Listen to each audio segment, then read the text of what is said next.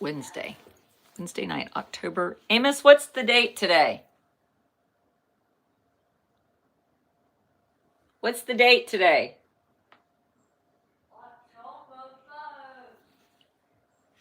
October 3rd, is that right?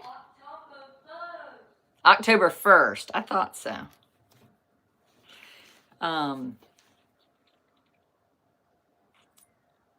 It is blowing people's minds that I'm talking about the same topic. And today somebody sent me a message and I said, do you follow me? Because, like, I am an advocate. That's what I do. And I guess I'm not used to pushback. Not that it matters, but you don't ever want to. I mean, everybody wants to be liked to some degree, and I think there's this thought of like, oh, you're, really getting a lot of followers by talking about terrible things. Well, it's just not true. It's just not true, is it, my kitty? This is Gus. Gus rode home in my son's car engine. And people might say, well, did you want a cat? Why do you have a cat? And I would say, sometimes you have a cat just because it's the same way you become an advocate. It's just how life happens sometimes.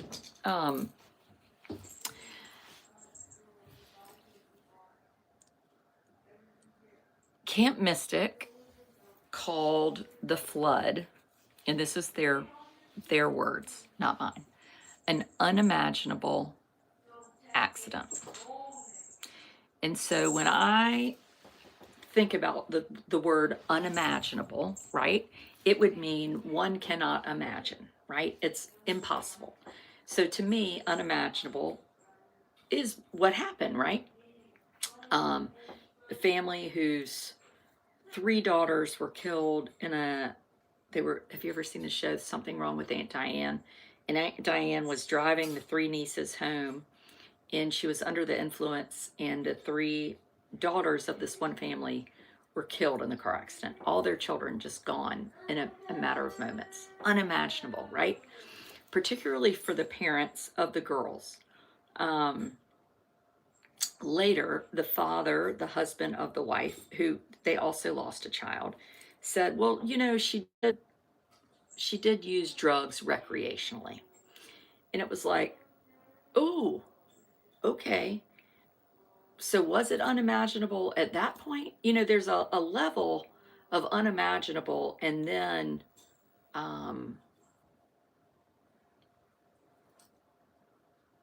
is it unimaginable? I guess, to me, is kind of how I would wrap my mind around that. So I thought, I'm going to look in and see what the history is in Hunt, Texas, where I am not from Hunt, Texas. I was in Austin this fall, this spring for a work thing. And it's very offensive to people that I'm talking about something in Texas and I'm not from Texas. And never in my life have I considered that someone cannot be an advocate if they are not from there. It's really interesting. I got this message just before I started tonight. I'm curious as to why you are taking to all social media platforms to perpetuate negativity about the horrific events surrounding the July 4th flooding in Clark County, when this really has nothing to do with you. It would be different if you were saying things to try and help heal this community. And I guess that's the thing. I'm not going to say what you want me to say, but I would argue that it is helping heal the community, because when people go through something really hard, they need to be able to talk about it, to me. And by not being able to talk about it, that is really not healing. And when I started this blog, I don't know, 9 years ago, I guess, the reason I started it is because I was drowning in feelings. I was had a little boy, 4 children, and this 4th one, his path was a different path, and I knew it was different. I didn't know what it was. He didn't have the genetic disorder diagnosis or an autism diagnosis, but I was really scared. And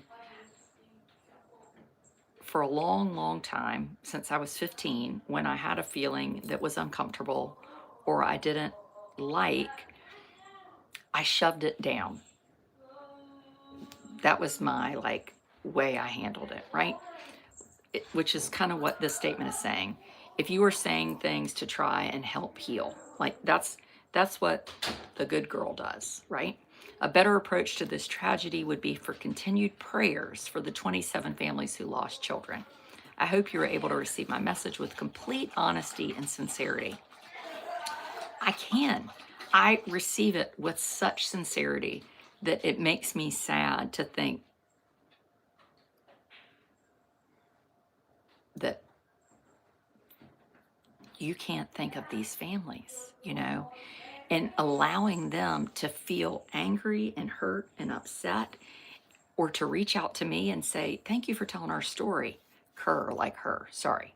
We have something called car drugs, and it's spelled Kerr in Eastern North Carolina. So it's kind of like how Beaufort is Beaufort, North Carolina, and Beaufort, South Carolina.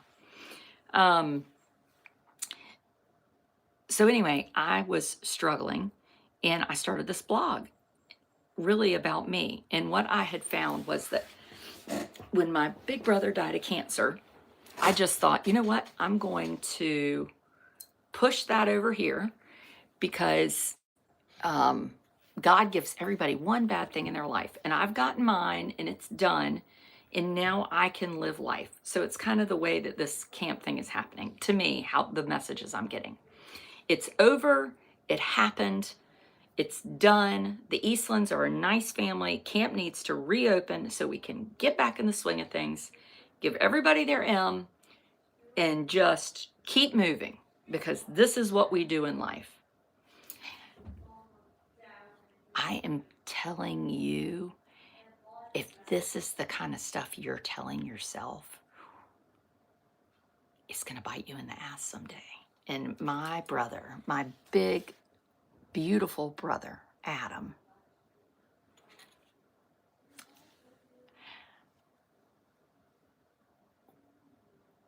I know what it's like to have my family decimated. And it wasn't, I didn't lose a child, but I can tell you that losing him, I can't imagine it being any harder. Your sibling is your closest genetic tie, and he was my only sibling. And I loved him so much. And for the last 35 years, every occasion is marked by his absence. And it was cancer. It wasn't a flood or a drunk driver or, fentanyl. It was an unimaginable accident. That's what Adam died of. Cancer, the sixth person in the world to have the kind of cancer that he had. Nobody could have done anything. There was no one to blame, right? It was done. And so you're not allowed to use the term unimaginable accident when it actually is imaginable. And you knew that this could happen. And this might make people feel uncomfortable. They like the Eastlands. I do not think Dick and Tweety Eastland are spawn of Satan at all. They sounded very nice. Very. Did they want children to die? No. Does a drunk driver want children to die? No. But when we make decisions or we don't make decisions, there are consequences. The world operates because we have free will. And some will say, well, God decided it was their time to go. That is bullshit alone. God does not say, I'm going to smite you and I'm going to smite you and I'm going to get all these little 8-year-old girls from this camp. No, that's not what happens. Humans get to make choices. They get to make choices. And I'm going to talk to you about tonight some choices that were made. And this isn't to perpetuate hate or anger. I hope that people will stop and say, you know what? I need to put my own feelings second and the feelings of these families first. And we need to walk away from this um, with a better plan so that nobody ever has to go through this again. Ever. Because it's unnecessary.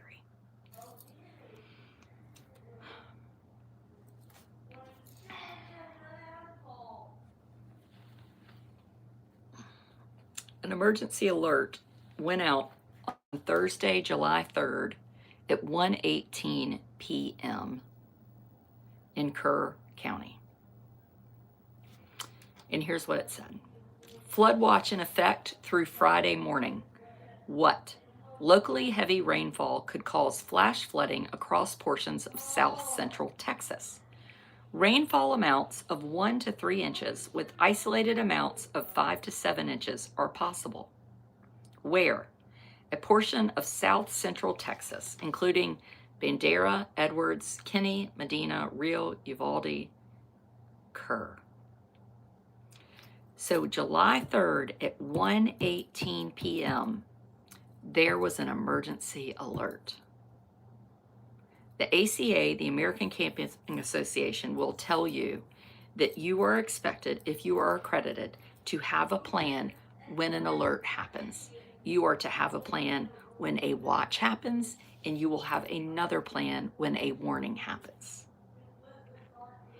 At 1:14 a.m., the National Weather Service issued a flash flood warning. I don't know if Dick Eastland got this warning or not. It doesn't even really matter. And maybe you would say, none of this matters. It's done. But why I say it doesn't matter is that in their emergency plan, there was nothing that said anything other than stay in your cabins. We will communicate by walkie-talkie. If we can't get to you with supplies, we'll bring them via boat. There was no plan that talked about emergency alerts, watches, or warnings. But on July 15th, Jeff Carr, who was called a spokesperson for the family, Uvalde, thank you, Megan, he said this. This is July 15th. Now later he says that this is not accurate. So I don't know. My dad always says your first story is usually the story, right? Dick Eastland had been tracking the weather overnight at the camp office alongside the security guard, Glenn, Eastland family spokesperson Jeff Carr said. At Bug House Cabin, Counselor Lainey Owens was awakened by water puddling on the floor. She ran to the camp office and notified staff the flooding was becoming dangerous, and they needed to start evacuating cabins. Now, Jeff Carr, the family spokesperson, put all this out there. So until you say, how do you know this? This is what the Eastlands said themselves on July 15th.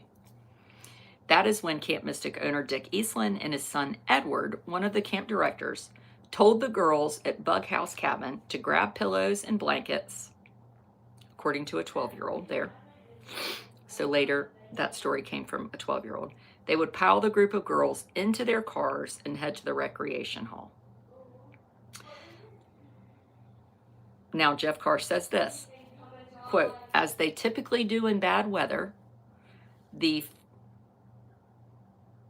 facility director, security guard, Glenn, and Dick directed the camp's canoes out of the river and brought them to higher ground. So one of the counselors from Bug House went to the office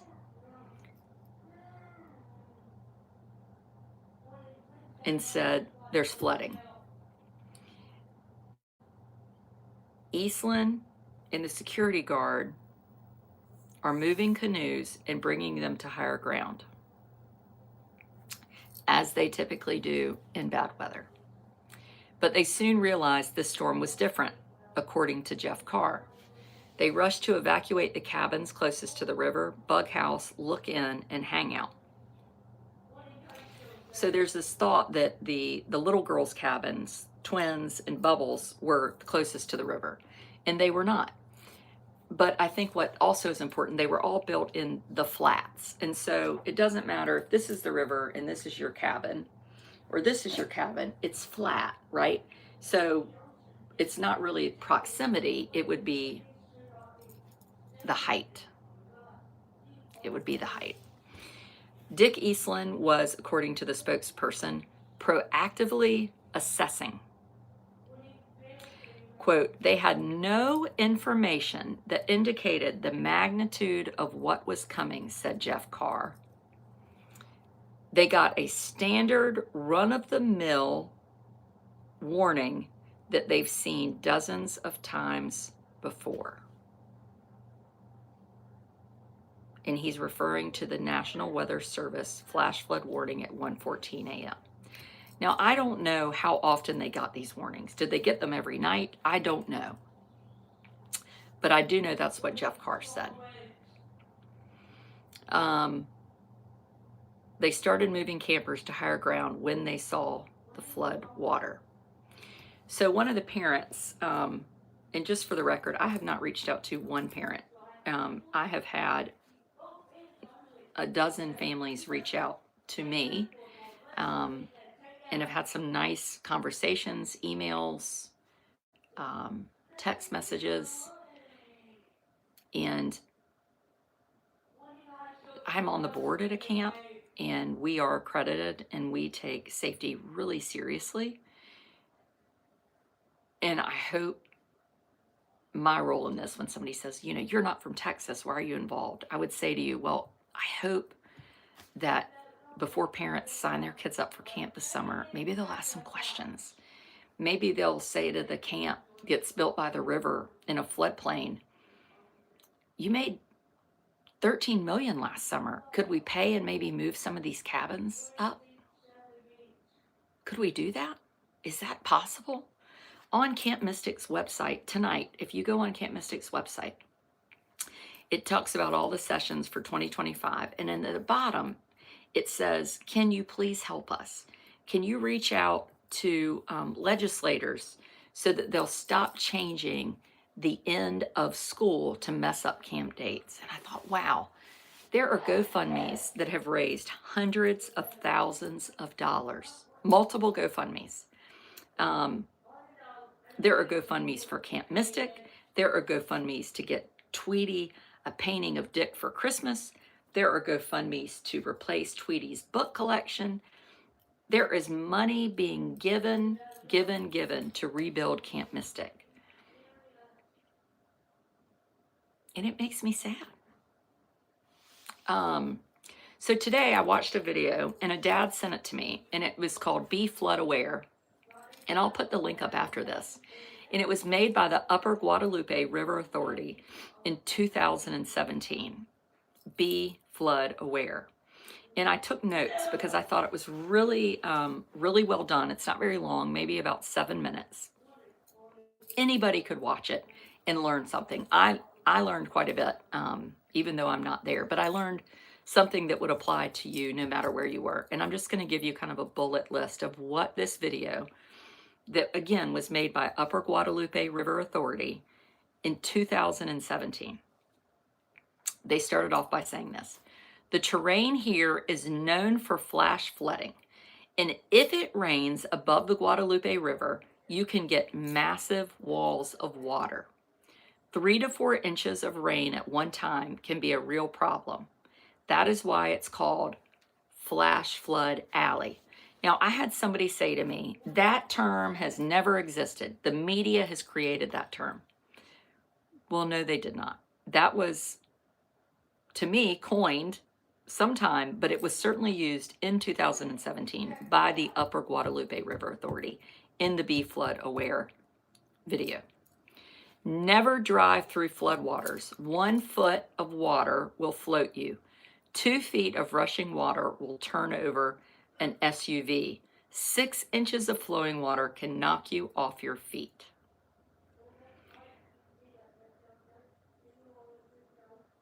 The truth is, Dick Eastland died putting children in his car. Never drive through flood waters. And they go on to say this: staying put is the best advice. If you don't heed the warnings, you need to accept the consequences.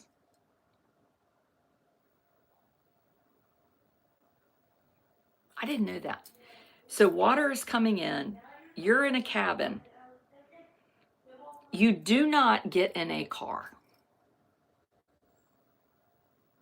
Don't get in a car. You do not get in a car. I don't live in Texas. I don't own a camp on the Guadalupe River. I've never watched this video. But I would know now what not to do from watching this video. And sorry, but that is the truth. As areas grow, flooding will continue. Whether you live on the Guadalupe or you're just vacationing here, be connected to warnings, said the Kerr County Sheriff. The historic flood of 1978, August 1st, the Guadalupe River rose 30 feet. In 1987, the flood was caused by a small low-pressure system. If you are a visitor, this is what you should do. Turn around, don't drown. Pay attention to the weather forecast and know the difference between a watch and a warning. Local radio, law enforcement, or NOAA weather radio is 162.45 megahertz. So Jeff Carr later said, well, Dick didn't get the warning. He didn't have good cell service. What about the NOAA weather radio that's in every pro shop at every country club in Texas? A weather radio. Flash flood warning. Get the fuck out now.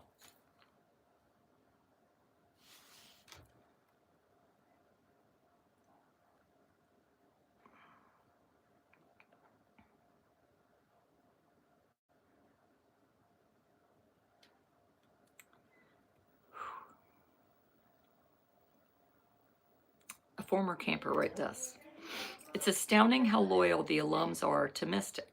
It feels like a bizarre cult that I've escaped, and I'm watching it from the outside. I don't know how the counselors of the Twins 1 and Twins 2 cabins escaped. Half of the girls in each of those cabins survived. My friend whose child died has received no communication beyond the call the morning of the 4th. The refund checks received included the name of the deceased on the memo line, for name with the heart at the end, no personal note, etc. I have not cashed and will never cash my refund check, which was nearly $5,000 for the 2-week term, $7,800 for the 4-week term.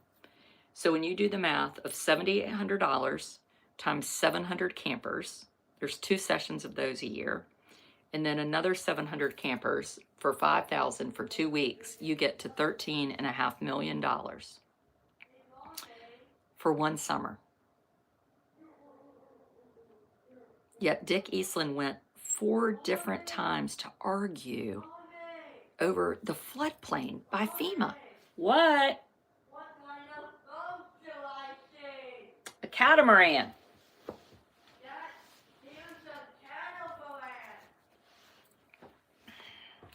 The family got their refund check.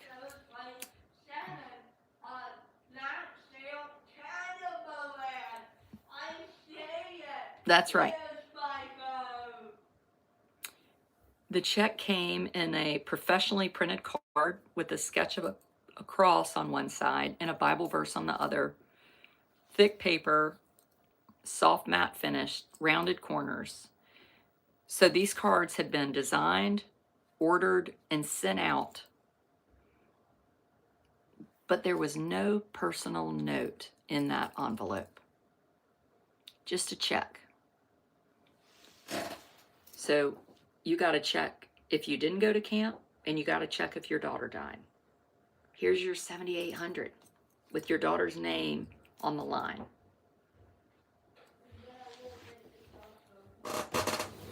With a nice card. I think where my nice cards are.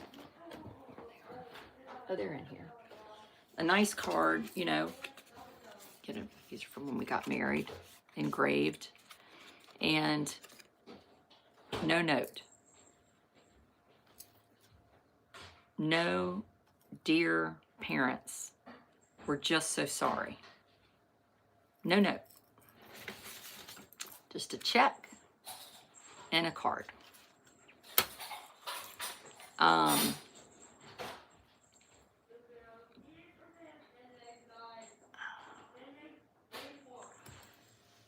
My friend's daughter's surviving counselor said that Edward was standing in ankle-deep water inside the twins' cabin and telling the counselor and the girls to stay put while the counselor pleaded for them to evacuate. And half an hour later, the girls were washed away.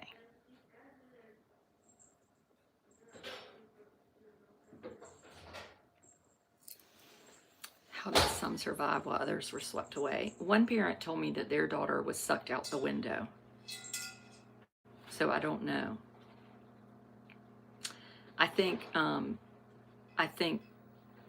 I know that there were some counselors that just went ahead and disobeyed and said, we got to get out of here. And they got out. A parent also told me they went and they were kind of evacuated to this, I guess like a recreation building.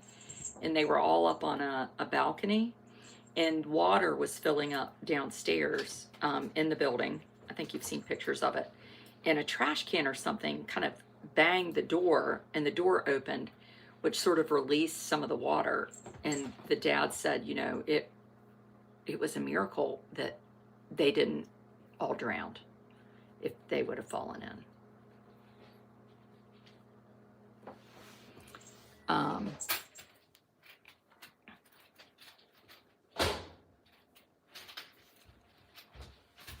That night, July 4th, several camps evacuated children to higher ground. Mo Ranch, they were cautious, paying attention to the weather. The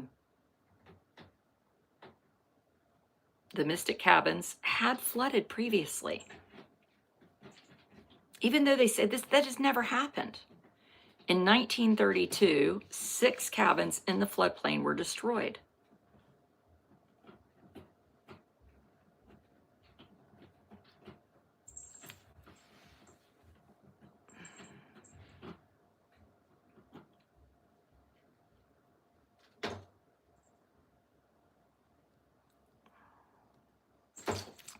And there's a,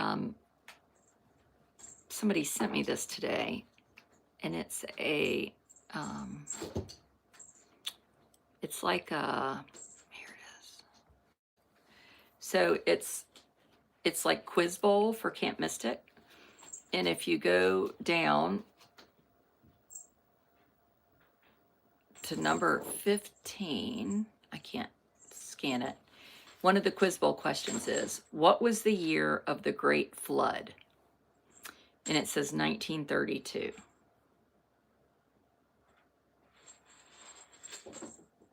So if it was unimaginable, then why is there a question about the Great Flood in the Quiz Bowl?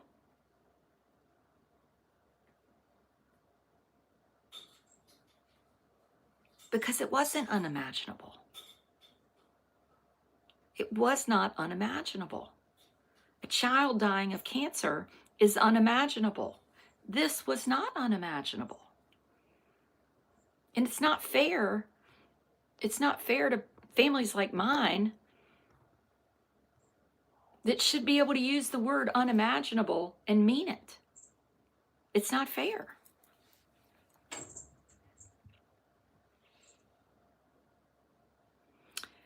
Nobody died at Camp Mystic during the 1932 flood. but 4 people were reported killed along the river during that flood event. And they said 200 people lost their homes. The event in 1932 was one of many dire reminders over a century that Camp Mystic had been built in a location that it could experience devastating floods. The construction of the camp in 1926 said the camp promised cabins that are snugly arranged in the picturesque bend in the river, repeatedly experienced flood disruptions. And there was an article in the, I don't know if it was the New York Times, but I read the article from 1932 that talked about the flood then. And it said at the time, if this had happened at night, it would have been terrible. And it said, at first it was a lovely, gentle rain, but the rain intensified and the river quickly swirled past its banks, sending churning floodwaters through the idyllic girls' camp. Campers rushed to safety. As they watched some of the camp's cabins and their possessions swept away, they survived but were left stranded without food, forced to eat fish that had been tossed up by the floodwaters. Someone flew a plane over the site the next day and dropped notes to the group to tell them that help was on the way. So FEMA. So let's talk about the flood maps. In 2013, FEMA amended the county's flood map to remove 15 of the camp's buildings from the hazard area. In 2019 and 2020, FEMA removed another 15 structures. Some of those structures were located at Camp Mystic Cypress Lake, which is the sister site that opened in 2020 that we heard this past Monday that the Eastlands are planning to open up this summer, and said it did not flood. But I have heard that it did in fact flood July 4th, but it was less damage. Campers have said the cabins at Cypress Lake withstood significant damage, but those nicknamed the Flats at the Guadalupe River camp were inundated. Experts say Camp Mystic's request to amend the FEMA map could have been an attempt to avoid the requirement to carry flood insurance, to lower the camp's insurance premiums, or to pave the way for renovating or adding new structures under less costly regulations. Now again, $13.5 million was the income for the summer. Now in 2011, there was a great big old court case between Dick and his brother. And they were arguing over who was going to get the money, right? And it was a lot of money. The Eastlands are millionaires.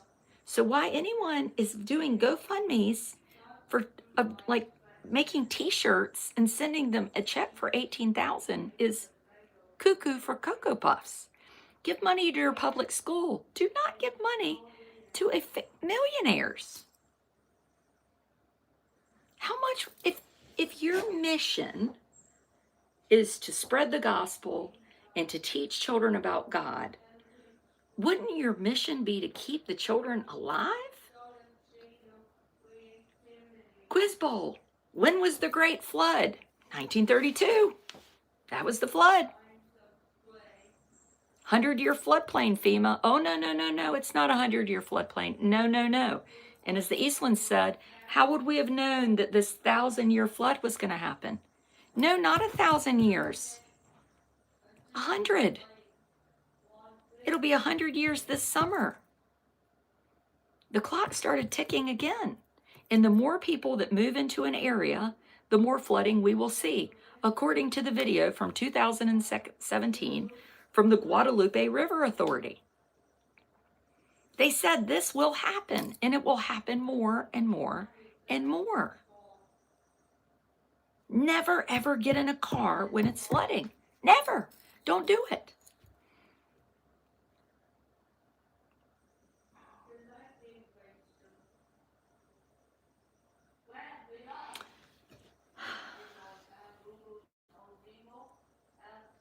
This was not uncommon to ask for to be removed from a map. From 2013 to 2020, the overnight girls Camp Mystic asked FEMA to redesignate the flood risk for 65 of its buildings at its sprawling facilities in Guadalupe Valley, more buildings than previously known. They were only given permission for 30, but they wanted 65 done. The government agency shared with NBC News that in that period of time, it altered the status of 60 buildings. Oh, so it wasn't 30, it was 60. I had no idea. Changed the risk designation of both decades-old buildings in its new construction from high to moderate or low on paper. Only 5 buildings remained in high hazard zones. 8 of Camp Mystic's buildings are located within FEMA's still designated floodway, a dangerous area expected to see high velocity water. 4 of the buildings are camp cabins that housed younger campers. This was really interesting. First Street shared this, and then a guy named Jim Blackburn, who is co-director of the Severe Storm Prevention, Education, and Evacuation. He's at Rice University in Houston. And I love that he said this because this seems exactly like what I'm hearing. I don't know the 5 structures that were in the high flood area, Janie. I could not figure that out. But I'm going to guess that at least one of them was responsible for death. In Texas, we don't think the floodplains are that serious. We treat floodplains as a kind of good old boy, kind of wink and nod, as though it's environmental red tape. And that's going to get a lot of people killed. No one should be in a floodway, said Jim Blackburn. And Blackburn also said it's not helpful for officials to call these events rare or unpredictable because it is happening. The science is solid. What we need is reasonable decision making based on the best available science. The risk is known and communities should prepare for a catastrophe.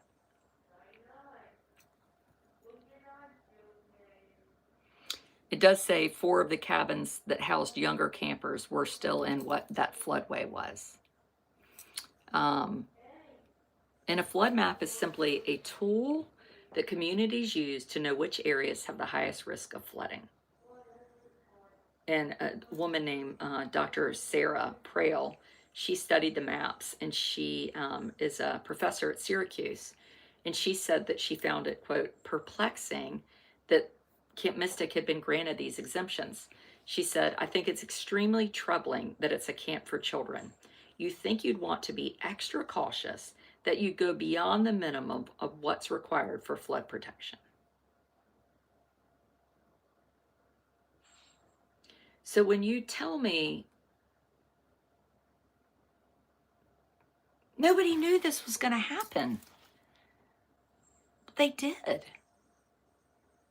And if they didn't know, they were just going la la la la la la la la la, right?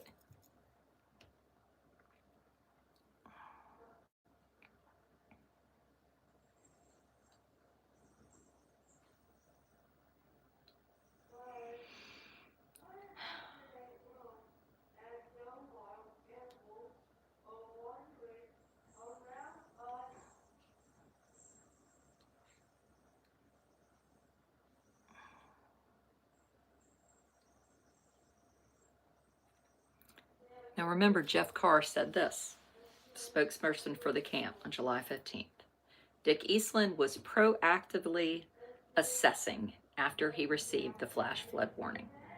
Now 2 days later, he said he didn't get it, but on July 15th, he said he did get it.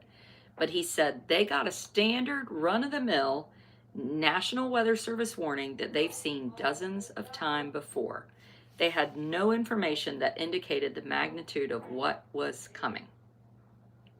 And so I guess at the end of the day, you have to decide, do you think that's true? And if you never went to Camp Mystic and you didn't have a daughter there and you don't have an M in your closet, do you think that's true? Can you recognize that maybe what you want which is for everything to be okay again and for Camp Mystic to open and everything just, you just want life to be back to normal. You want a world where Tweety, teaches you good posture and makes cookies, and girls get to play lacrosse and they get to, put on a team and they get an M. Like that is a safe, wonderful, pretend world, and it does not exist anymore. And I am sorry that it doesn't exist. I had that world too before my brother died, and it is a wonderful, beautiful world. And if we want it to exist, then we're going to have to do really hard work to get back to that point. And the first thing we're going to do is we are going to let families share their stories. And we're going to let them be angry and mad and complain and cry and say, why hasn't anyone called me or written me a note? Why did I get this card? And why did I get this check? But nobody wrote me a fucking note. Not a note, not from Tweety to say, dear family, I'm so sorry that Maggie died. I'm so sorry. Dear family, I'm so sorry that Janie died. Dear family, I'm sorry that you used to have 2 children and now you have 1. I'm sorry. That's all you have to do is say, I'm sorry. It's really not hard.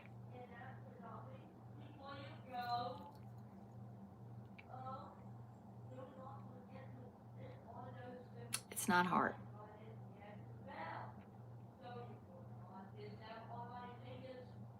My daughter was one of the 27 girls that died at Mystic. Thank you so much for speaking out. I have so much I want to say, but I don't even know how to say it right now. But thank you. I'm suffering beyond comprehension because of what I saw and heard during those horrific days. These Mystic alums are just adding to the trauma, as it is clear the camp is more important to them than my daughter's life. It's really so hurtful, as my daughter was amazing. It also hurts that Mystic won't even say her name. It's like she was just a little speed bump in their year. I truly have so many thoughts. Really don't think I should type them out. Thank you for speaking the facts. Please keep this event in people's minds. Thank you for giving us a voice. My daughter deserved better, and we are grieving too hard to find the words. Please don't quote me, but it's astounding how loyal the alums are to Mystic. It feels like a bizarre cult that I've escaped, and I'm watching it from the outside.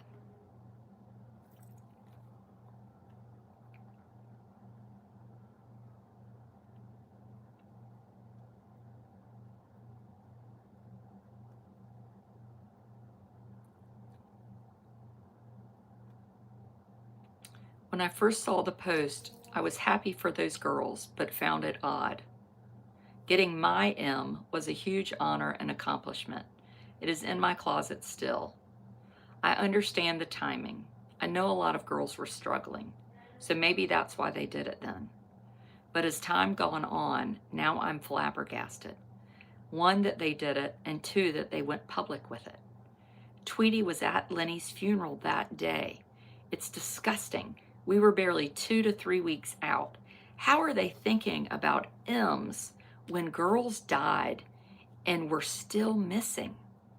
We were told that most of the office was ruined. So how did those make it out okay? It's in such poor taste.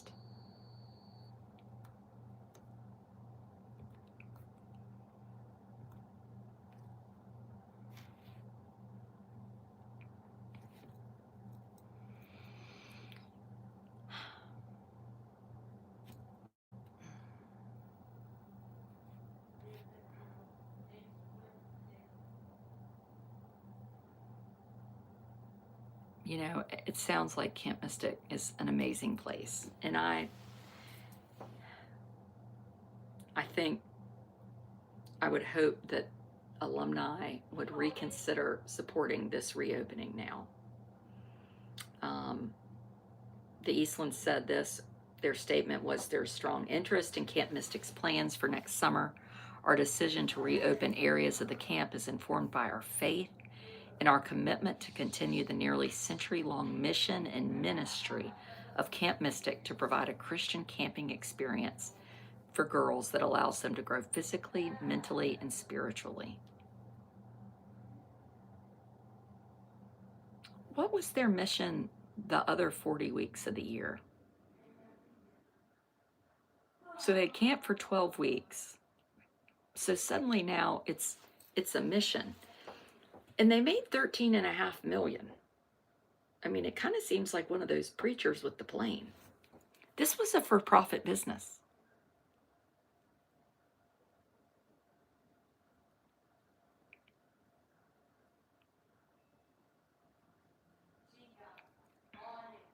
We're going to talk about the mission later. That's a whole nother topic.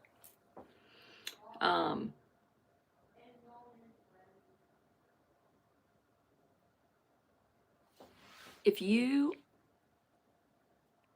are a narcissist and you are very offended by this video, do not send me a message. If you send me a message from now on, I will publish your message with your name on it.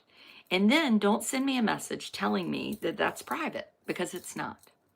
Don't send me a message. I do not want to hear it. I don't want to hear it. You can comment, but do not send me a personal message unless you are ready for it to be shared.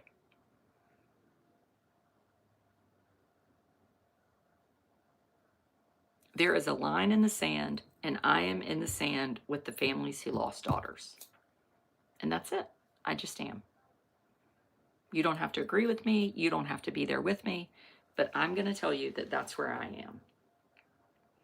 And you all can keep doing what you're doing. You can raise money for Tweety.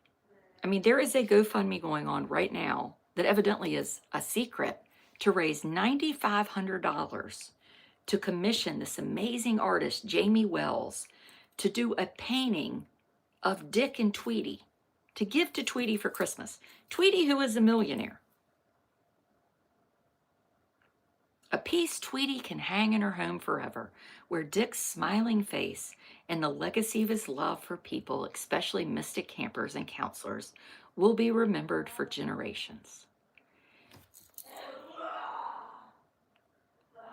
What about a painting of all these children that died?